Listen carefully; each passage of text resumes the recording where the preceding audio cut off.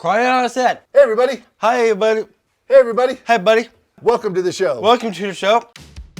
There's been so many collateral benefits to having Shamrock as a partner. I've been able to do numerous Food Network shows. I've won many, and I've taken that money and we've just put it up for matching and doubled the money and given it to nonprofits like Special Olympics or Horses, Heroes, and Hope. And Shamrock is pretty much the first one there matching with a matching donation. And I couldn't have done that, without the help and support that I've gotten from them over the years. And I wanted to do something for Shamrock. And so I said, look, I want to cook with my son.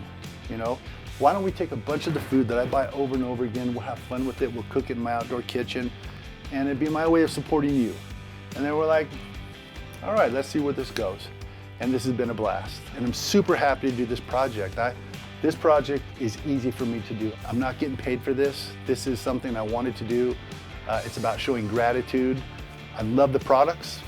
I love cooking with my son. I have this beautiful kitchen, and I want to share it with everybody and use everything that Shamrock has provided for me. All right, so now we got to say goodbye. Goodbye, goodbye. See you later, everybody. Bye. Thank you.